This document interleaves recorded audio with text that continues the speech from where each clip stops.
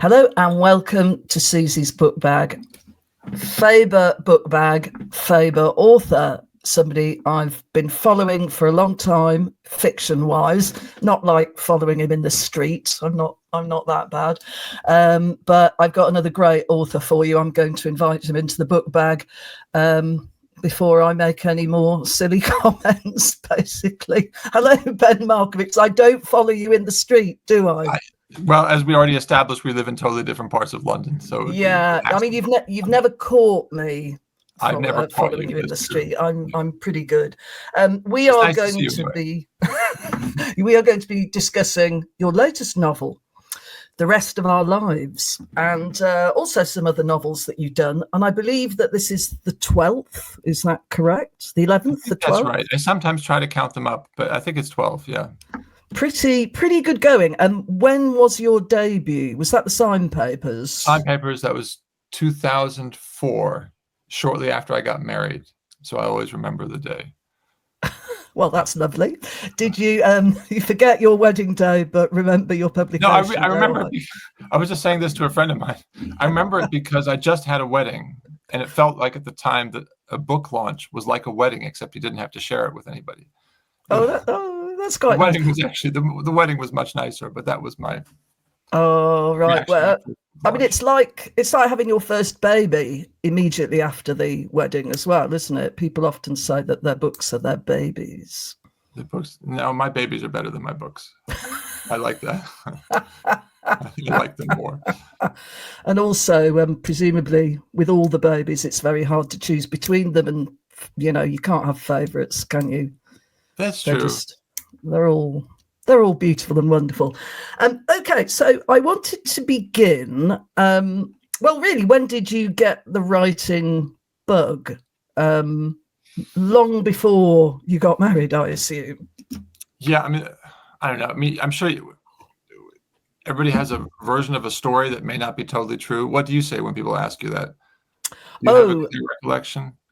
The journalism bug or the writing bug or I was just really good at it at school. It was the thing I was good at. Unlike you, I wasn't good at sports. So I could just I was always reading. I think I was always reading, and I don't ever remember learning to read. It's as if I was born. Self. Yeah. So I remember. So this is the story I tell. I don't know how true it is. I remember when I was about 5 or 6 having to do an assignment, a writing assignment for my elementary school teacher. We were supposed to write something creative in response to the idea of the color blue. And I wrote something, it wasn't particularly good. I wrote something like, blue is the color of a baby's eyes, blue is the color of a sea, or something like that. Mm-hmm. And my parents praised me for it. And I thought, oh, this is something you can win at. And then it turned out that all the other things you could try to win at were actually much harder because you really noticed when you lost. Whereas with writing, you don't really know. I mean, that's a slightly glib answer, but I think it is true that little moment of praise made me think it was something I could do. That sounds like we were about the same age then when it just became something like I can just put words together and people seem to quite like it. And again, nothing very, elaborate, but it was just something one could do. Now, when I looked at your biog, it said that you were brought up in Berlin, Texas, and London. Is that correct? Does that mean it was peripatetic, or did it mean a chunk of time in one place and a chunk of time in another place? So we had a base. The base was always Texas. I mean, I was born in California, but we moved to Texas, I think, when I was 2, and we shortly moved into the house, which I still think of as the house I grew up in. But more or less every year or every other year, my parents are academics. They would take sabbaticals abroad. My mom is German. So I lived in Berlin for 2 years. I lived in Oxford for 2 years, lived in London for 3 odd years, something like that. And more or less every year we'd be flipping back and forth between Texas and whatever part of Europe my parents happened to have a gig. I'm asking this because this does feed into your fiction to a certain extent. I mean, I'm thinking of Well, this book I have here, Christmas in Austin, where even the title is about Austin, Texas. And it seemed to me in that book, I mean, there is this really strong sense of place and also how it's changing. The characters talk about how Austin used to be and how Austin is developing. Yeah. So that's obviously somewhere that's pretty close to your heart. Is that where the home is? Yeah, that's where the home is. What's that Shelley line? He called Venice the greenest isle of his imagination. Oh, nice one. Oh. And Austin was the one home. That was the one home. That was the thing we always came back to. The house in that book is very much like the house that I grew up in. And there is, I can't remember, when I was like 8 or 10, my dad had a sport court built in our backyard. And a sport court is like a mini basketball court. You can also play a version of pickleball on it. And I would say probably the place in the world that I would most like to be is on that sport court. I'd like to be younger than I am now, just shooting hoops by myself. It was an amazing place to be able to retreat to when I was a kid. No, it's still, I probably said this before, but Jews at Passover like to raise a glass to the toast of next year in Jerusalem. As if that's the homeland that we all want to be living in. And then there's a certain amount of rabbinical commentary about whether you should actually say it if you don't believe it, if you don't really want to go back to Jerusalem, and there are lots of reasons not to. But for me, that place has always been Austin. Some part of me feels like I should still be living there. Well, the weather sounds great. That's one thing. I guess. I mean, it's hot as hell. It's actually hotter than when I was a kid. So there's summers where it doesn't get below 100 degrees Fahrenheit. The mosquitoes are terrible. And the truth is, if I were living there, I'd probably want to be back in London. So, Yeah. It's just one of those things you tell yourself. Well, we'll get on to this new book of yours. But I was thinking about writing about America. It's a bit like James Joyce writing about Dublin. Is it easier to write about when you're at a certain distance? Yeah, maybe it's a bit easier, and maybe it makes it a little less accurate. But I often tend to write about the America in the 80s and 90s, or characters who came of age in the 80s and 90s, so that my sense of how it shapes you isn't out of date. This upbringing of yours, some years in Oxford, some years in London, some years in Berlin. I mean, how did that affect your reading? I mean, when you're an adolescent, you just kind of live books, don't you? Like, you find the books that are intensely meaningful. And it seems to me, there's the American and there's the English and maybe the German. What was going on in your reading life at this time? I think it totally shaped my sense of reading. So the two big moments in my reading childhood, I think one was for my bar mitzvah. Somebody gave me Edith Sitwell's anthology of North Atlantic verse. I don't know if you know this book. Have you ever come across it? I still have Edith it. Sitwell. Edith Sitwell. The great Edith Sitwell. No, it's really a great anthology. And part of what makes it great is that she would write little prefaces in front of the poets that she had a particular affinity to. She didn't actually have an affinity to Byron. She did to Shelley. She did to Swinburne. She does to Donne, And the prefaces were a little bit mad, but were also incredibly technically sophisticated about how they achieved their effects with vowel repetitions and line endings and all the tricks of the trade that used to be a staple of a poetic education, but had more or less faded by the time that I was a kid. And I read all these prefaces, and it really made a big impression on me. She really loved Swinburne, and I had a Swinburne phase. And so that book was given to me in Austin, where I had my bar mitzvah. But the next year we moved to North London. We lived in Hampstead for a year. And there was an old bookshop on Flask Walk, which is still there. It sells a lot of furniture now. Keith Fawkes books, where you could pick up an 1880 copy of Shelley with uncut pages for £2. And with that Edith Sitwell anthology behind me, I suddenly started haunting that bookstore and expanding my collection of these 19th century poets. And you've written 3 novels about Byron, which I did swear I'm not going to go on and on about, because I could talk for an hour about Byron, and we are going to talk about your latest work.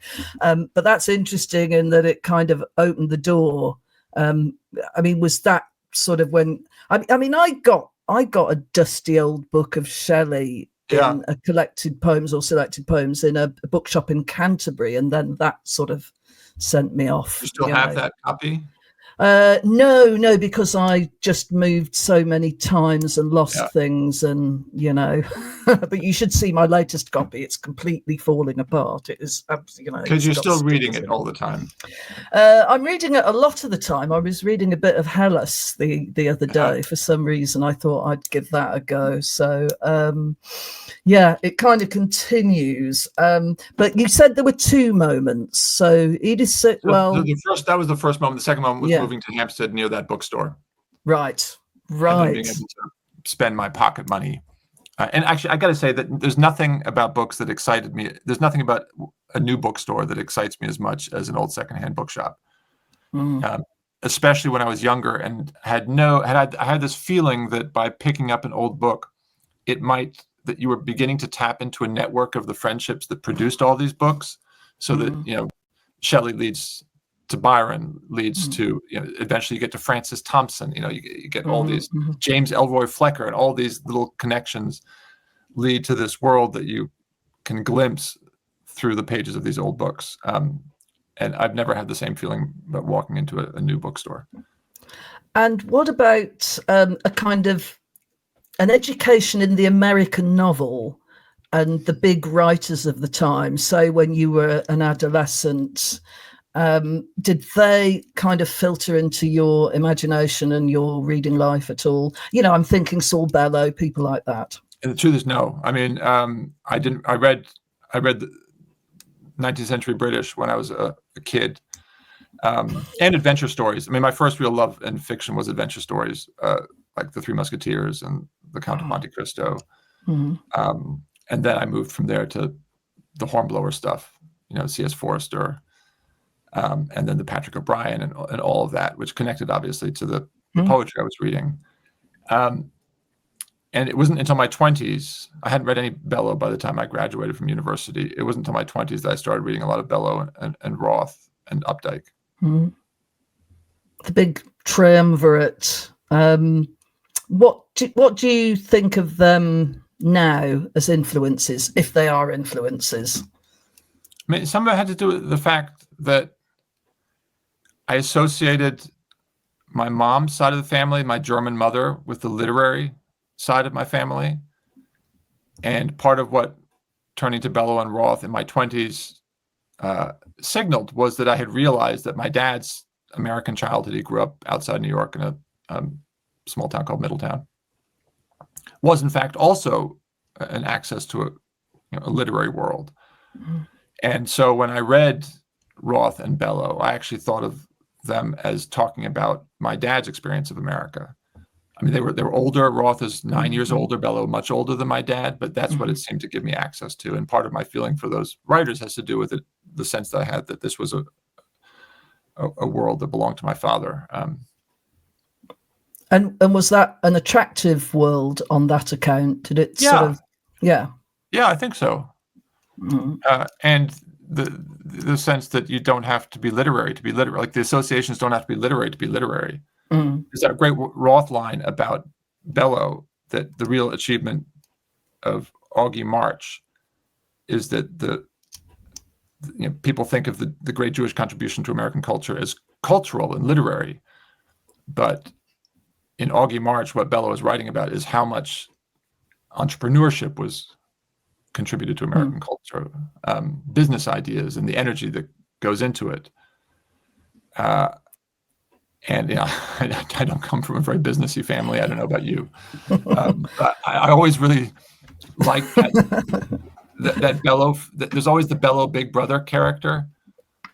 So the Bellow protagonist is the dreamy academic type, but he has a big brother who actually knows how stuff works.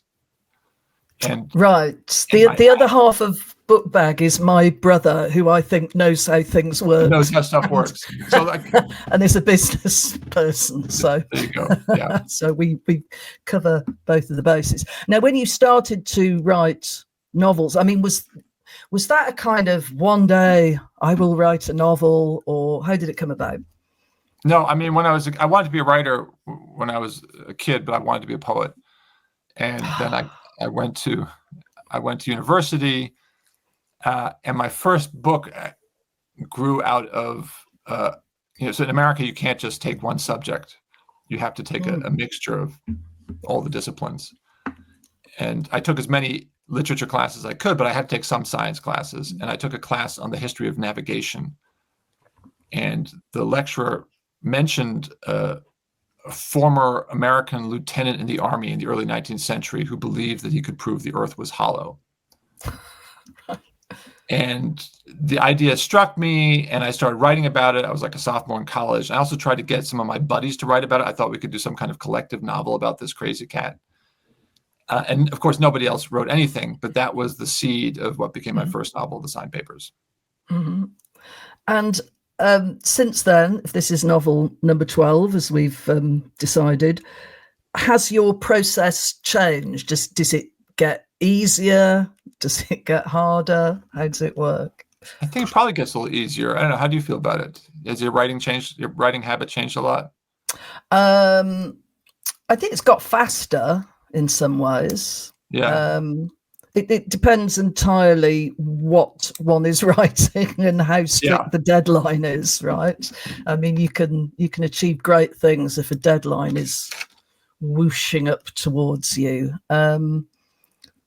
I don't know, really. I suppose, it sounds really obvious, but word processing makes it easier. I mean, there are a lot of writers who still write by hand and then only later transfer it. But I find I'm like really moving fast, and editing, as I did on the newspaper for a long time, is also like, I'm going to move this up. No, I'm going to move it down there. Yeah. No, I'm going to change that. You just do it lightning fast, I think. Yeah, that's made a big difference. I mean, part of the difficulty with novels is that until you've done it, it's really hard to know how to structure an argument that's going to last 100,000 words. And maybe you don't know if it will. And you don't know if it will, and you don't have a sense of what's working and what's not, and how much ground you have to cover each day that you sit down.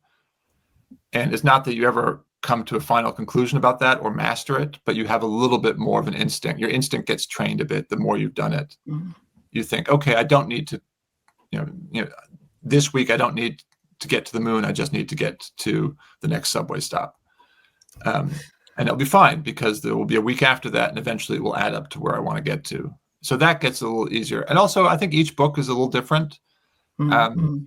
When I wrote A Weekend in New York, I found myself heavily editing yesterday's writing every time I sat down. And it slowed the action down. It became a much more particular page by page, scene by scene kind of story, because I was going over everything each day that I wrote. And for the follow-up, which was set in Austin, I wanted it to be a little bit freer, a little bit more wide open, fewer subway journeys, more car journeys. And so I decided to stop editing what I'd done before. I could always come back to it later. I didn't want to get bogged down in the details. I wanted to keep moving. And so that was a little change in my writing habit that I instituted from one book to the next. Do you have a sort of, I will write 500 words before I have a cup of coffee, or I will write 1,000 words before I knock off, anything like that, as some writers do? No, I don't count words. I just try to get my ass in the chair for a couple of hours before lunch. And what about after lunch? No, I used to. When I was writing the Sign Papers, I would do 3 2-hour sessions when I was writing the final draft. Yeah. But no, now I feel like the hard part with writing is getting yourself to do a little bit every day. Yeah. And so whatever you can do to make that not just acceptable, but actually kind of nice, you should do.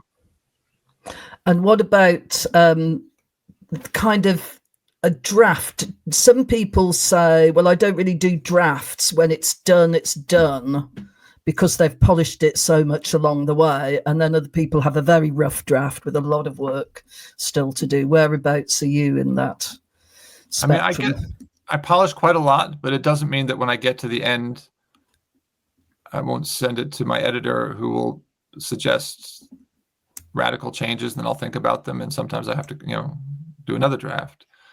So I think a bit of both. Sometimes it feels polished to me, but then you step away from it from a little bit and you have another look, and sometimes it turns out there's a lot that needs doing to it. Sometimes another pair of eyes. Yeah, and there's not one way to have written the book.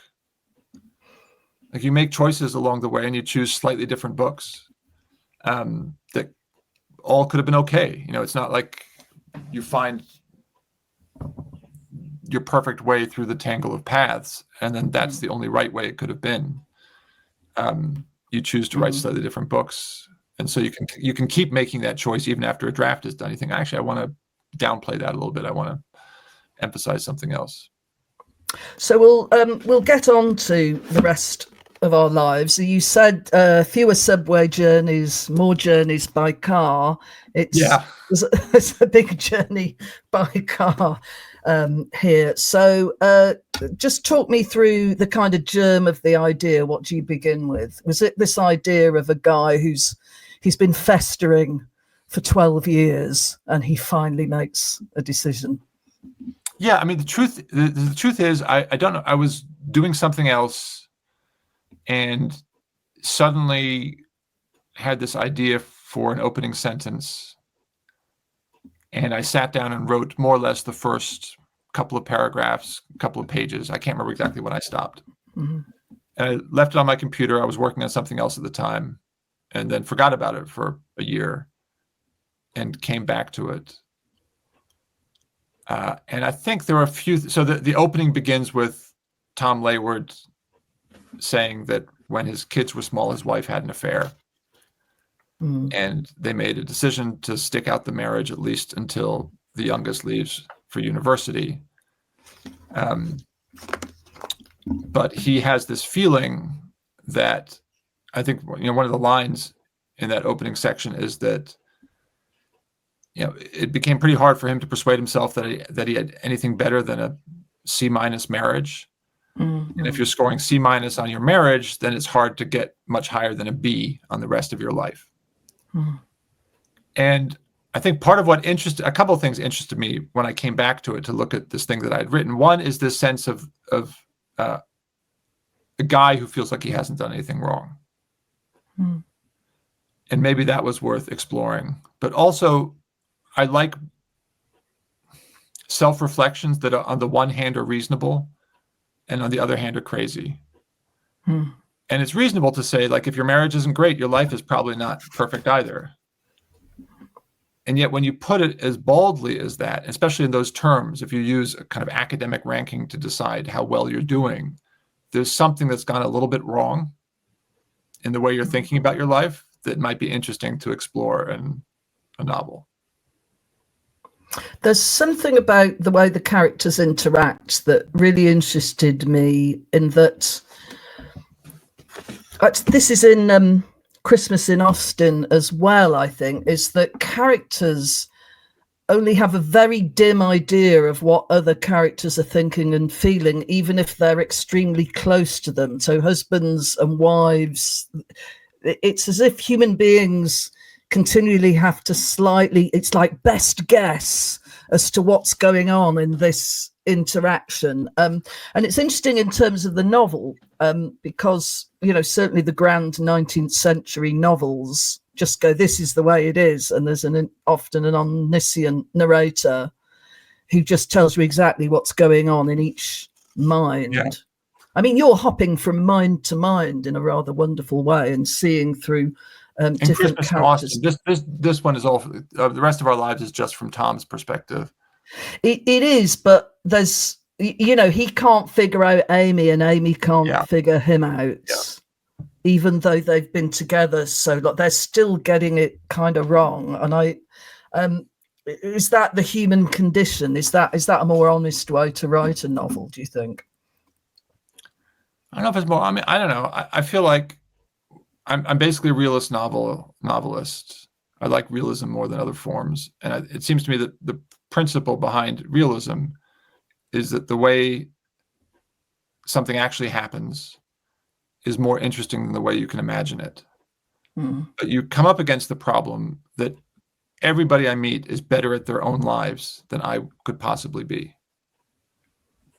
They know the relationships, they know the details, they know the habits, they know the job they do, they know their commute, they know what their kids are like better than I can possibly be. And so you have to approach the task with a kind of modesty. When you characterize the books like that, I was wondering if it seems to me, I don't know if this is true of your life too. It's not that Tom and Amy are completely ignorant of what the other one is going through. It's that they have two narratives to play out. On the one hand, there's the way that they're interacting when they're fighting for their own corners. But even in the midst of that, even when they're fighting each other, they have a quite sympathetic sense of some subterranean thing that's going on that they can't quite get access to. And it's not that they're totally wrong about it. Like Tom spends a lot of time on this road trip thinking about how his marriage ended up the way it did, but also what Amy is going through. And at one point he says to her, I don't think a lack of sympathy for you has ever been my problem. And I think he does have a pretty good clue about what Amy's going through. It's just that they can't get there in their conversations because they're caught up in other concerns. And there's a line at the end of the book where Amy says to Tom, like, people sometimes act like if you don't talk about things, it's that you haven't acknowledged them and you don't know what's going on, but you know. And that seemed like an important point for them to get to, this sense that they're acknowledging that they've been actually more sympathetic to each other all the way through than they've been able to show. It's a road novel, so it has an episodic structure. Just to mention Christmas in Austin again, there's a much wider scale in terms of all the different family members. And what you do very well in that book, this book also, you seem to be able to get in the minds of the female characters, the older characters. I mean, not the children, you kind of watch the children, but you're very good at conveying these relationships and the problem. Like, somebody has come to this Christmas who perhaps feels they shouldn't really be there, and there's all the awkwardness and uncomfortableness of they used to fit in. This is the character Dana, who used to fit in and now possibly shouldn't be there, and there are all these sort of levels of interaction going on, but you have just as much sympathy for Liesl, the grandmother figure. You seem to be able to not get into their minds exactly, but you're no more interested, say, in the male characters than the female characters. And I'm just thinking of a scene in the book where Dana escapes with her kind of sort of former sister-in-law, and they go to a bar, and they're a bit harassed by a guy. And it's so good that, I mean, you've really got that sort of, mate, we're not interested, we're just trying to have a conversation. In a way that I think maybe some guys would not quite get. Another way to approach that would be like, geez, the guy's just being friendly, what's wrong with you bitches? And you kind of get where they're coming from. And that scene, I wanted a diversion from another thing that was happening in that scene. So the kind of the core of that scene is that Dana is going to tell her sort of de facto sister-in-law, Jean, that Dana has started to see somebody else. And Jean is going to be very upset by that because she's very close to her brother and she wants them to get back together. And she's then going to take out her anger, not on Dana, because Dana hasn't done anything wrong, but on this jerk who keeps harassing them because Dana is so beautiful. And I liked the fact that that would allow me to have the scene and have Jean's reaction, but not have to be too explicit that she's pissed off about the fact that Dana is. Anyway, I mean, I don't know. Yeah, I feel like as a human being, you have like two sources of knowledge about other people. One is yourself, and one is other people. I'm obviously a guy, so my knowledge of self is guy flavored, but my knowledge of other people is probably at this stage of my life. I get more information from women than I do from men. Like I have 3 sisters, mother, wife, daughter. I don't think of, I never thought of, I'm one of 5 kids. I have a brother and 3 sisters, but I don't think my parents distinguish much between us on the basis of whether we're a boy or a girl. And I don't think I'm more like my brother than I am my sisters. Right. I mean, I just love that scene because part of that scene is for a jerk, he's actually quite a nice jerk. He's all right. Yeah, I know. Yeah. He's actually quite handsome. I think I made him quite handsome. Did I? Yeah, handsome with bad teeth. So it's just such great. Anyway, it just really made me smile. Now, I mean, all these siblings. That's obviously why you can do these complex family things. Then, where there's children and there's aunties and cousins. And how many siblings do you have? I just have 2. 2. You sound almost like embarrassed. That I'm aware of. So we'll leave that. We'll leave that where it is. Yeah. But yes, just 2. We're very sort of spread apart in age. The other strand in the rest of our lives, and maybe this is what separated you from your sisters, I don't know, or indeed from your brother, basketball. Tell us a little bit about basketball. Yeah, so there's a minor basketball subplot in the book. I mean, there've been more major basketball plots in my novel. I just, the older I get, I should outgrow childish things, and more. It's those hoops. It's that hoop. It's still the hoops. I'm still slightly obsessed. And in this case, it has a couple different roles to play in the book, but one is that Tom has become a law professor. At one point, he wanted to do an English degree. At another point, he wanted to be a writer, and he had this idea when he busted out of grad school, before he went to law school, that he could write a book about playing pickup basketball in America.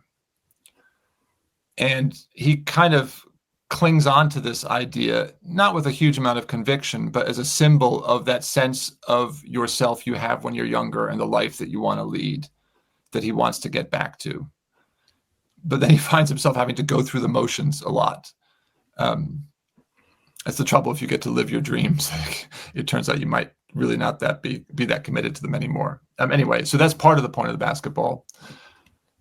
And pickup basketball is where you just turn up. You just show up at a court. There's a complicated etiquette involved, but you can meet anybody, and you start hanging out and play a game. And part of the beauty of it, and I think we talked about this before, is that in lots of literary and philosophical conversations, you can have the feeling that you're not really making contact with the other person's ideas. You say something, they say something, but you don't know whether you've ever actually nudged them at any point, and they haven't nudged you. But the great thing about sports is that you know what you're talking about. You know the point of contact, and afterwards you know who won and who lost. And so there's this objective quality to it. I think about the Larkin phrase about the dread that how we live measures our own nature, that sport is really good at tapping into. And so Tom realizes from playing sports that he's kind of a mediocre basketball player, and that sense of mediocrity bleeds into the rest of his life too. It's interesting that Paul in Christmas in Austin is a very successful sportsman, i.e. he's made a lot of money, but it's tennis. Is tennis kind of standing in for basketball, or are you equally keen on tennis? No, I like basketball more. I mean, tennis seems to me close. It's a kind of middle ground between basketball and being a freelance writer. Right. So, yeah, because the thing with, if I'd made Paul a basketball player, he'd be involved in a team and an organization and a league. Mm-hmm. Whereas actually, I wanted him to be a little bit more like a writer, somebody who works for himself, looks after himself, and measures his success solely on an individual basis. So that's where the tennis came from. But the the mindset of the professional sports person, and also what happens when it's all over, when you have to step away, is part of that story as well, isn't it? Yeah, like he's got to retire at the age of, I can't remember what I made it, like 33. That's a weird thing, right? You spend your whole life. I mean, the other thing that's interesting about sports, to get back to the thing I said earlier, I mean, you'll know this, the Wordsworth line, the child is father of the man, and I could wish my days to be bound each to each by natural piety.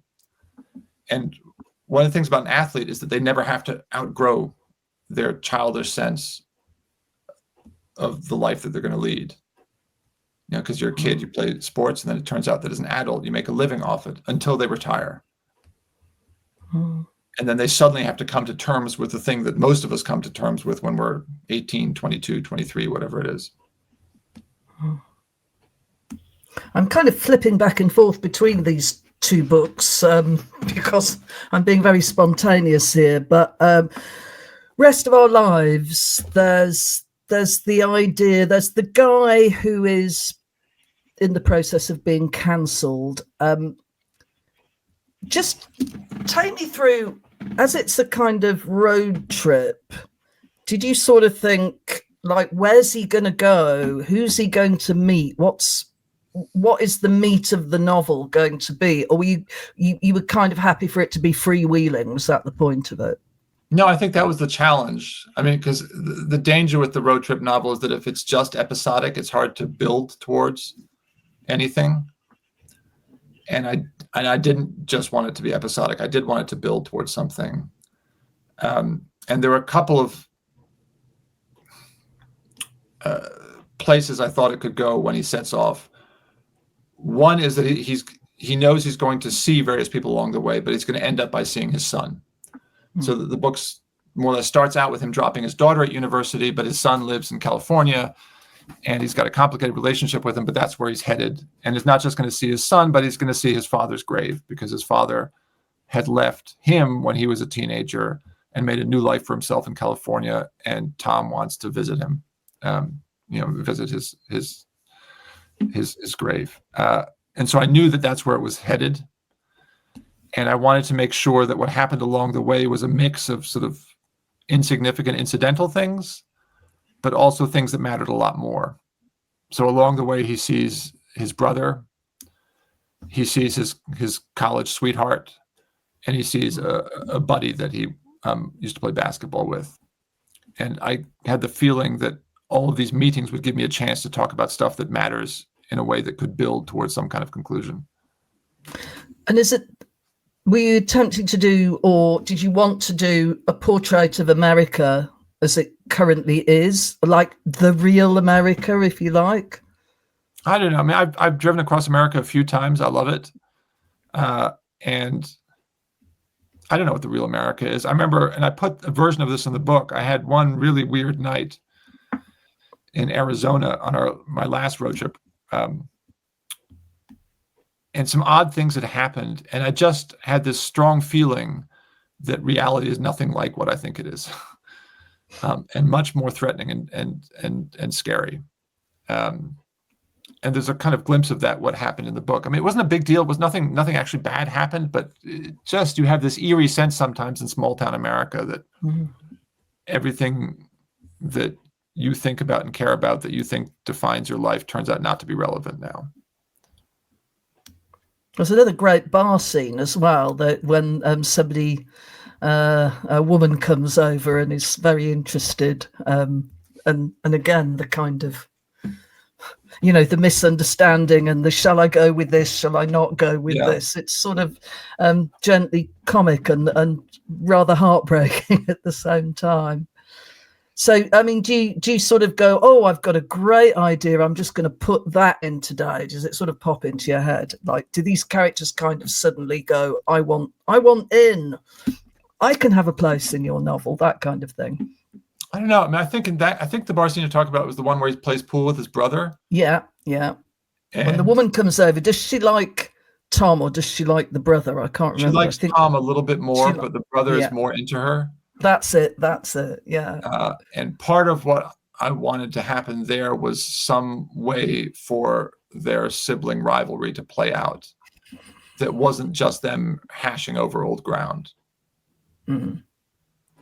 This is terrible. This sounds like you're kind of not micromanaging, but I mean, I'm sort of thinking, oh, that's a lovely scene.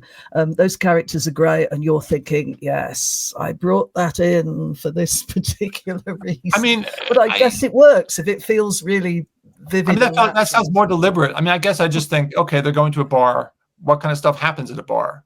Well, you see some people. What are they doing? Maybe there's a pool table. I mean, it's not like. In retrospect, I probably leave it in because it fulfills some function that I recognized, but that doesn't mean I set out just to provide this function. I just imagine them and I try to see things unfolding. And the other alarming thing about Tom is his physical state. Every morning he's completely bloated and weepy. So something's going on with this guy. Why is that part of the story? So I had the same symptoms that Tom had when I started writing the book, and I didn't know what was going on. So bloated face in the morning, sudden exhaustion while running, all of these things were starting to happen to me, and I couldn't figure them out. And I gave Tom the symptoms, probably because I thought it would be interesting to write about, and it seemed a part of a general picture that I was trying to paint of this guy whose life was going off the rails a little bit. And then by the time I finished the novel, I knew what I had. I had lymphoma, and I finished the book while I was going through chemo. And Tom also knows what he has. And I didn't set out for this to be the case, obviously. But one of the things that happened to me when I was going through chemo is that I actually, my original vision for the book was to make it end more unhappily than I ended up doing. I would leave Tom a little bit more isolated. And then when I got sick, I realized just how selfless and loving the people in my life were. I mean, it's not like I thought they were bad. I mean, I loved them anyway, but I felt, if the book starts out as the story of somebody who feels like he's been pushed from the center of his life, when I was ill, I've never felt more at the center of my life than when I was going through, the difficult stuff that I had to go through. And so I just didn't want to end it as lovelessly as I had intended to. And the cancer plays a role in what happens with, Tom and Amy. So what are you working on next? I mean, with this sort of work ethic of 12 novels, do you have another one looming as you're finishing the last one? So I have another one, which I've just sold. I think it will come out in, the speculative date is the spring of 27,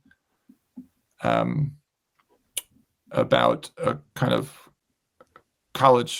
of college sweethearts who get married. It's told from the woman's point of view. And she finds herself, I'm trying to think, I don't want to put it too crudely, but it's sort of acknowledged between them that she's probably cleverer than he is, but she finds herself subjugating her career to his, subordinating her career to his as their lives unfold. And there's a kind of question in the book about to what extent she's getting what she wants. I found completely by chance, I was looking through some old copies of the TLS, and I found a piece that you'd written, possibly when you were writing The Rest of Our Lives. And one of the novels that you mention is Ladder of Years. Yeah. Is that Anne Tyler? Yeah. Can't remember. And did that sort of, when you're writing a novel, are you one of the writers? Some writers say, I never read fiction while I'm writing a novel. Are you reading things that feed in, and did that feed in any way? No, I had read that and I really like it. And I like Ann Tyler a lot too. No, I probably would be a little careful about reading something as closely related to what I was doing as that. The one exception to that was when I was writing my Byron novels. I would read Jane Austen endlessly because I wanted to get the language in my head. The rhythms, yeah. But no, I would have been a little careful about what I read. I've always thought it would be great if somebody could write a very, very good Jane Austen pastiche with Byron as a character, or a Byron-like character, because of course they're completely around at the same time. Yeah. You know, when she's writing, I mean, she didn't obviously move in the same elevated circles, but you could just imagine Byron goes to Bath and Jane Austen puts him in the novel. Each other. Yeah, that would be fun, wouldn't it? Yeah, I'm trying to think how, I mean, Austen obviously refers to Byron in her books. I'm trying to think how many references to Austen there are in Byron's letters. Do you know? I have no idea, actually. I mean, they always seem like, you know, worlds colliding in a funny kind of way. They shouldn't ever be in the same room. One of the books I always keep on my desk is this. It's the Marchand Selected Byron. Oh, yeah. Right, yes. I think I've got that somewhere. Yeah. It's really great. It's a really, just trying to think. I'm just looking through to see how many references to Austen there are. Can't imagine he would have loved them, but maybe he would have seen. There's no reference in this selected to any Austen novel. Do you know, maybe they count as sort of middle-class novels that he wouldn't have, you know, I mean, Shelley as well. Scott was an admirer, though, and Byron was a friend and admirer of Scott's. And he talks about Walter Scott a lot. Yeah. We got onto Byron. We got into Byron in the end. We got onto Byron in the end. Well, do you still read Byron then? He's still a companion? Yeah, I do. I read him from time to time. Yeah, I really like him. I mean, I really like reading the letters. I like reading the Don Juan. I probably don't read as much poetry as I should, but I remember you recommending Beppo. And as a kind of mini Don Juan, you know, if you don't want to tackle the whole thing. Beppo is great. Yeah. Beppo is really wonderful.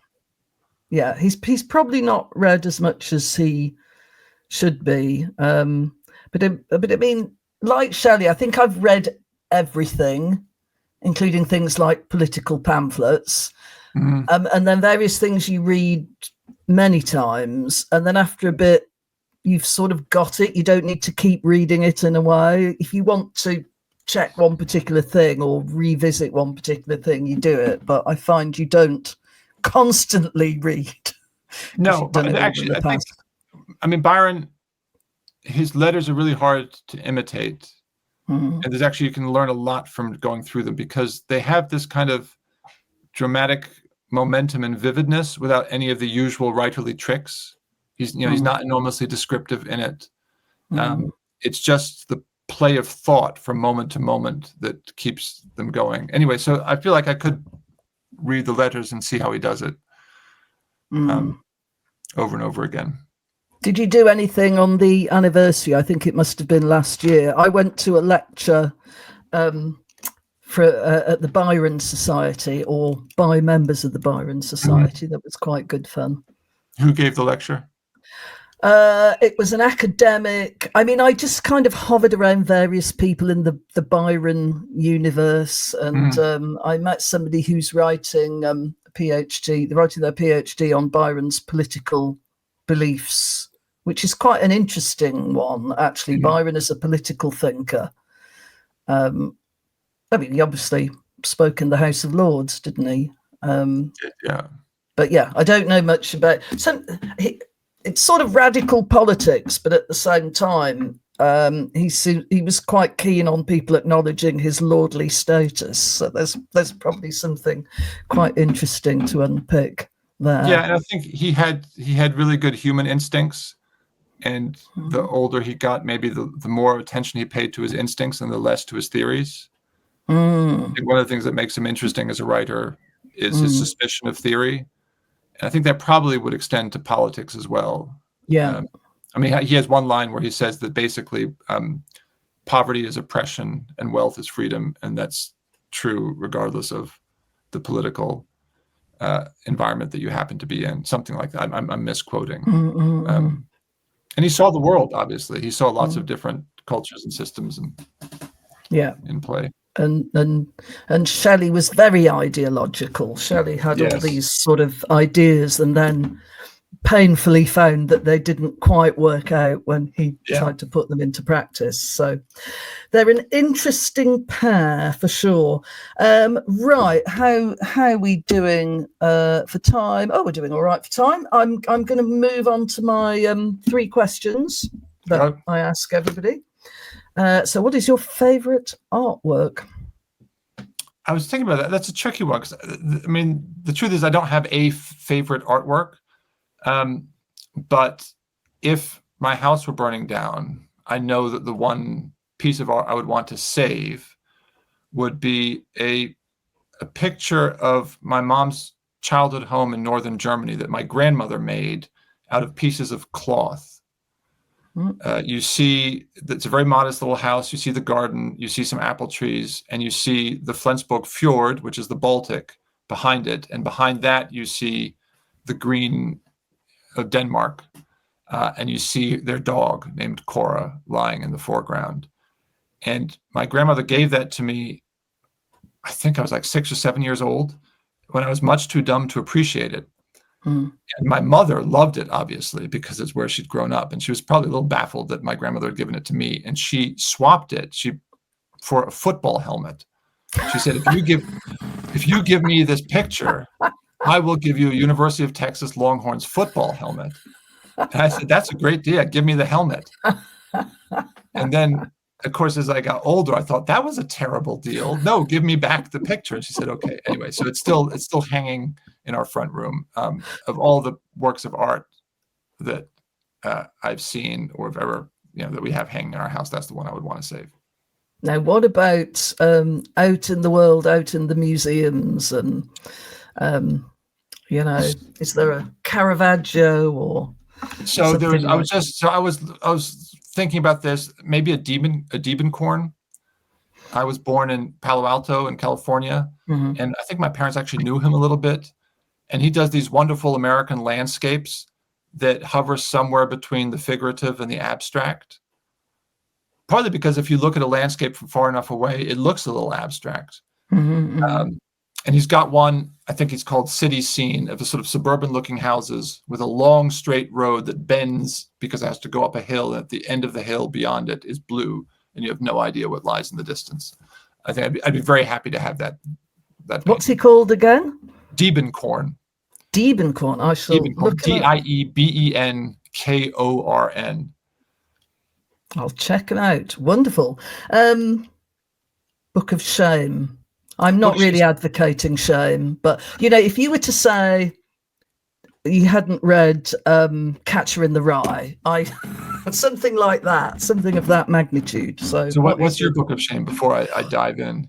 Well, I had quite a few actually. I never read any of the very little Updike and Roth, and no Saul Bellow at all. And when I was a literary editor, I think Saul Bellow was still got the odd book, and I used to get just in the big American boys, Don DeLillo. I just sent everything to Justin Cartwright, wonderful novelist, and he reviewed them for me.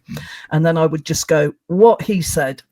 That's what I think about Bellow, what he said. And I never read it. Have you still not read Bellow? No. I should read Augie March, shouldn't I? That's the one people say. Just read Seize the Day. Seize the Day. It's about 100 pages. And Bellow, I think himself said that he was really good at riffs, but a little worse for the most part at constructing whole novels. And Seize the Day is just one of his riffs. It's like a 100-page riff. It's great. I mean, I've read sort of the first page of something, and I thought this is really energetic writing. I can see this is really good, but I've not plunged in. So Seize the Day. That's a very good tip. Right, come on, what's yours? So I have not read Proust.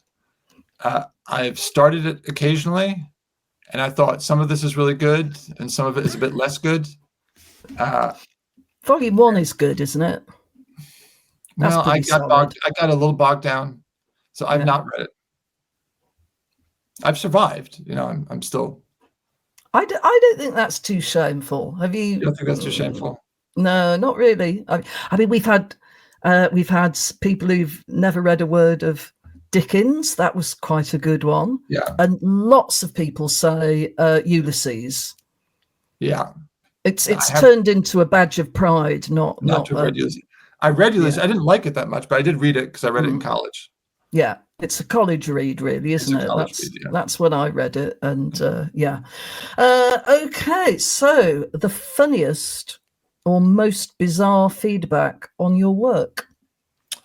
So I have, I teach at Royal Holloway, and one of my old students graduated to run a bookshop in East Grinstead, and they had a book club. And she once invited me to address the book club because they were all going to have read A Weekend in New York. And so I came down to East Grinstead and sat in the very beautiful bookstore. There were 15 people from the book club there in attendance. And I started my initial remarks about A Weekend in New York by explaining that it's about a family of Texan Jews, and the family setup is very much like my own. My mother's a German Christian. My dad's a Jew from New York. And the bridge that they had to cross became a kind of island for us that we, as a family, felt that because they've both, to some extent, been cut off from their own families. My mom, because she lived in America, my dad, because his family was so appalled that he was marrying a German Christian 20 years after the war. Anyway, the family life had become a kind of island for us that separated us from the rest of the world. And this woman raised her hand and said, as a kind of opening remark from her, I didn't like anybody in this book, and I don't think they love each other either. And so I think they do love each other. They're not always polite to each other, but they're still very deep. Anyway, that was one of the more amusing. How did the whole thing carry on? Was it a good experience overall in East Grinstead? It was fine. I mean, it seems fair enough. Like I write these books, and somebody's got to sit through reading them if they choose to, and they get to say what they want. And I thought about it a lot, what she said, and why she would come to that conclusion and why I had a different conclusion. I thought it was interesting. I can't remember who it was, but there's a novelist a few years back told me that she'd been to something similar. She went to a book group thing and got a sort of wonderful introduction by the leader of the book group, and it was in I think a library, either a library or a bookshop. And then everybody went round and everybody said how much they hated the novel. Not a single person liked the book, and everybody was quite keen to explain exactly what their objections were. You take your life in your hands. So she had a kind of never again will I ever do a book group. And it is interesting. I mean, I've been on stage with authors, and you say, right, any audience questions, and you can get some quite mortifying things said, that you wouldn't say in polite conversation. And one was somebody who'd written a very popular novel that had sold well, and then the next was, the next one after that. And somebody said, I really liked your last novel. I didn't really like this one. I didn't think this one was as good. And what did he say to that? What did she say to that? What did she the said, novelist say? "Oh, I'm so sorry to hear that." Yeah. And then we just moved on. And I thought that was probably quite a good way to deal with it. You know, just sympathy and moving quickly on. Yeah, well, but it's a sort of straight. I mean, to me, it would be a bit like saying, I really like your firstborn, but it was all downhill after that. You know, the rest of your kids, it seems that personal in a way, but maybe it is. I guess they feel like you're on stage, and so you have this voice and platform. Yeah. And I'm going to tell you what I think. I sympathize with it. You've never had anything that savage, not even on Goodreads. I haven't read them. Oh yeah, that's the thing. Never read Goodreads. Well, this has had lovely reviews, and it is fantastic. So the rest of our lives. And do you have a title for the next one? You probably don't want to say. It's probably a secret. Different working titles. Oh, right. So tell us about the working title for this. I forgot to mention that. Yeah, I had different versions. I mean, it was going to be called The Drop Off, because it starts with dropping off his kid at university. That's quite a good one. But it seemed maybe a little too abstract, because drop off could mean lots of different things. There's a line, so his daughter likes to call him, when he says something provocative in company, she likes to say to him, "angry white male." And she's teasing him because he actually is, he's not a particularly angry person. If anything, he's a little too resigned. Yeah. And that was a possible title, but I thought it makes sense only if you've read the book. And if you haven't read it, it's going to suggest a book that this isn't. Yeah. And then it turned out there weren't a lot of the rest of our lives. And it's a phrase that means lots of different things in the book. And so we stuck with that. And is this, I've got the proof, is that the cover? That's the cover, yeah. It's quite nice, isn't it? Yes. Do you have any input? Do you have input on the cover, or? I mean, in this case, they sent it to me and I said, I love it. Because it seems to me, you can imagine reading it on the beach. Yeah. The color, there's something jolly about the cover, but it's also kind of elegant. Yeah. It's a wonderful book. So thank you very much for joining me in the book bag. Benjamin Markovits, wish you all the best with the next novel. And and we can go back to reading a little bit of Byron. And I will I'll definitely check out Seize the Day. Seize the Day, let me know. Let me know what you think. Send me, drop me a line. Yeah, we can get a little book club going. Right. Yeah. Perfect. I will drop you a line. I will definitely tell you what I think about Seize the Day, Saul Bellow. And in the meantime, well, I hope to see you again in the flesh, in real life, not because I'm stalking you, just to go back to the beginning. Very nice talking to you. Thank you for having me on the show. Thank you very much. And thank you for watching. I've really enjoyed that. I hope you have too. Don't forget to like and subscribe. It really helps. And watch out for the next interview with a top author like Benjamin Markovits. Thanks very much.